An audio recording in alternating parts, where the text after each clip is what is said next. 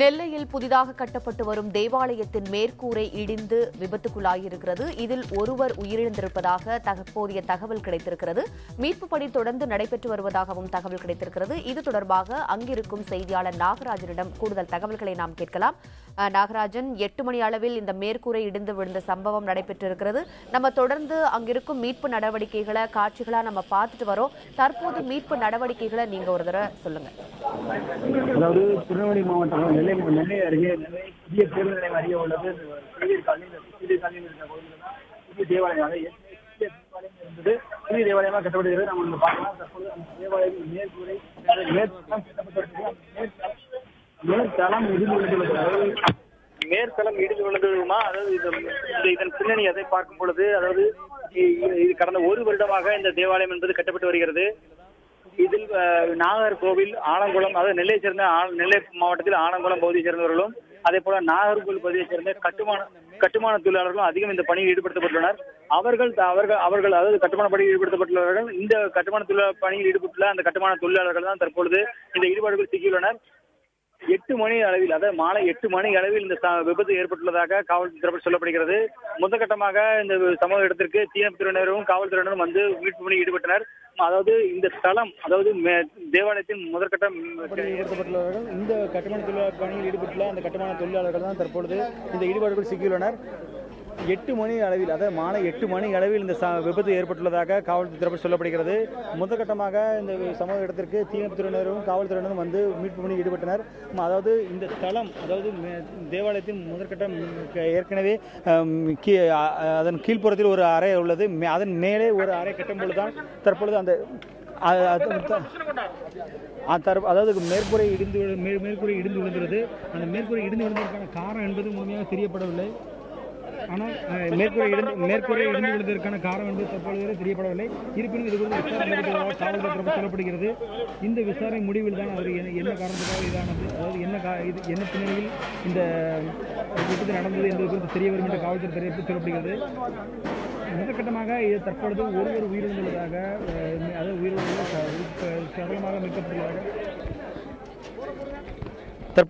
சடலமாக மீட்கப்பட்டுள்ளதாக காவல்துறை தரப்பில் உறுதிப்படுத்தப்பட்டுள்ளது. எனவே அதாவது அவர் பெயர் நாகர்கோவிலை சேர்ந்த எடிசன் என்றும் அவரை தற்பொழுது மீட்டுள்ளார்கள். அவர் சடலமாக மீட்கப்பட்டுள்ளார். மேலும் இதில் இந்த இடிபாடுகளுக்குள் மேலும் 2 சிக்கப்பட்டிருக்கலாம். அதாவது மேலும் 2 இந்த இடிபாடுகள் சிக்கியிருப்பதாகவும் அவர்களை மீட்கும் பணி தற்போது நடைபெற்று வருகிறது. உமா, நாகராஜன், நம்ம அரை மணி நேரத்துக்கு முன்பு பேசும்பொழுது கிட்டத்தட்ட ஒரு 12 பேர் மீட்கப்பட்டு மருத்துவமனைக்கு அழைத்து செல்லப்பட்டதாகவும் தற்போதைய தகவல் படி ஒருவர் உயிரிழந்திருப்பதாக சொல்லப்படுகிறது. மற்றவர்களின் நிலைமை என்ன?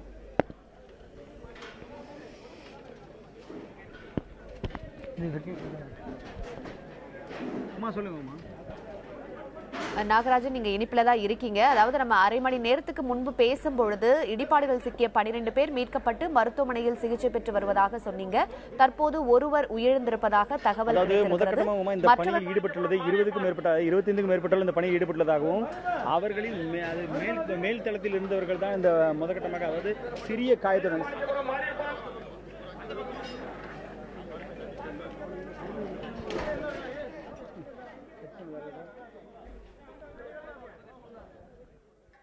தற்போது விஜிலா சத்யானந்தா எம்பி இணைப்பில் இருக்கார். வணக்கம் மேடம்.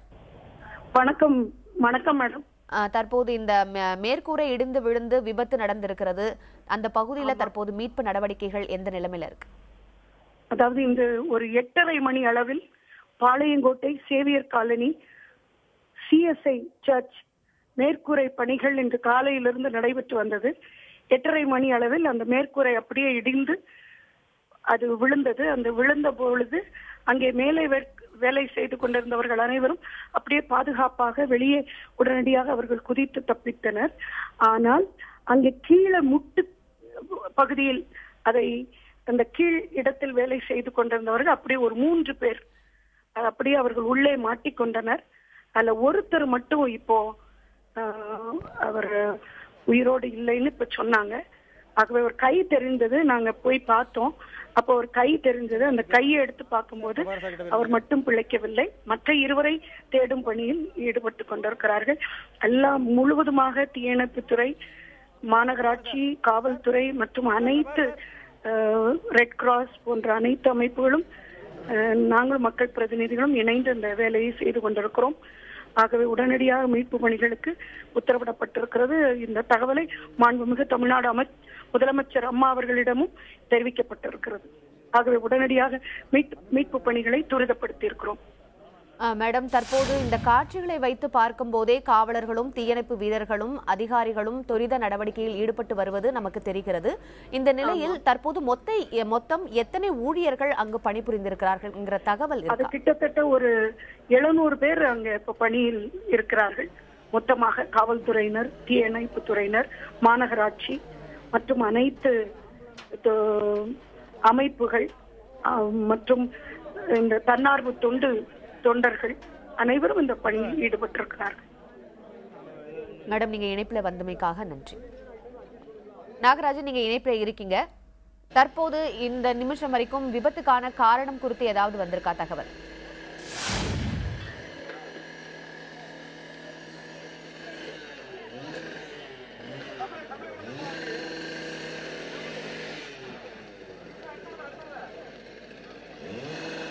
கேக்குதா நாகராஜ்?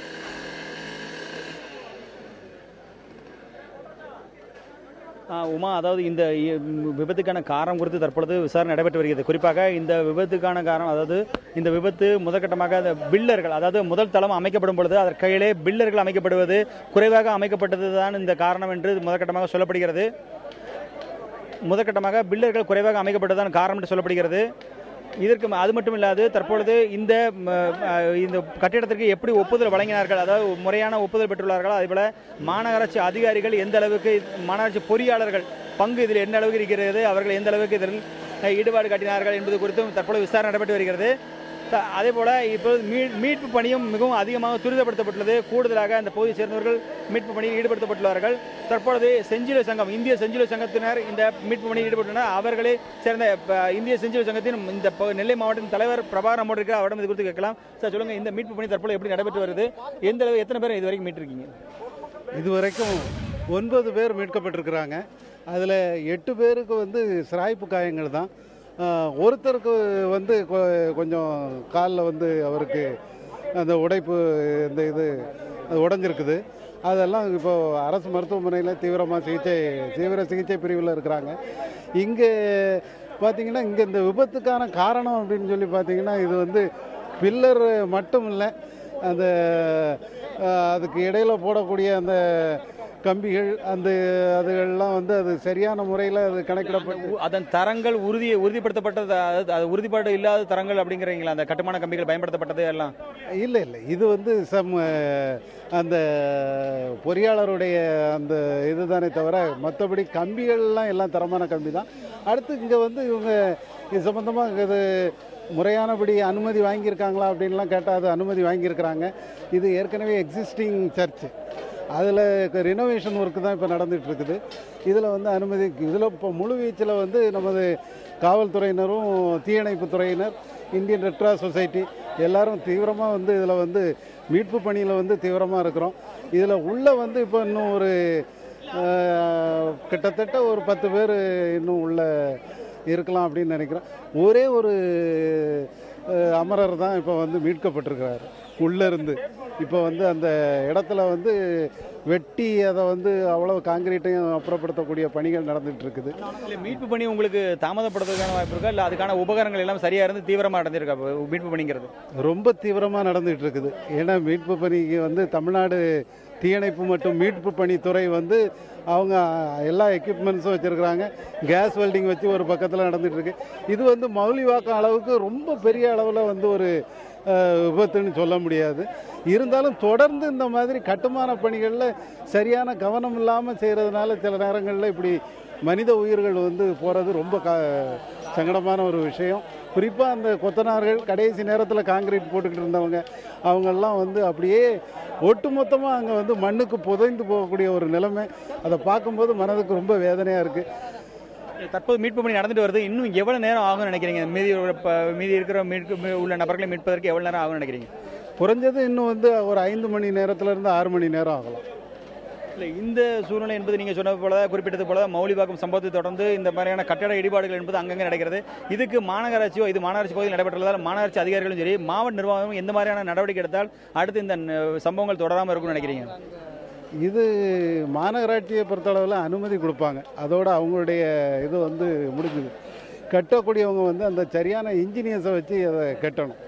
அது வந்து இன்னைக்கு இவ்வளவு பெரிய இடத்துக்கு பில்லரே இல்லாமல் ஒரு மேலே கான்கிரீட் வருது அப்படின்னா அப்போ கட்டாயம் அதில் வந்து சரியான அந்த பொறியாளர் வந்து அதற்கு எவ்வளவு தூரத்தில் பில்லர் இருக்கணும், எவ்வளவு கம்பி வந்து திக்னஸ் இருக்கணும், இதெல்லாம் அந்த பீம் வந்து எப்படி போடணும், இதெல்லாம் அவங்க வந்து சரியான கணிப்போடு அவங்க போட்டிருந்தாங்கன்னா அந்த பிரச்சனை இருந்திருக்காதுங்கிறது தான் என்னுடைய அபிப்பிராயம். நன்றி சார்.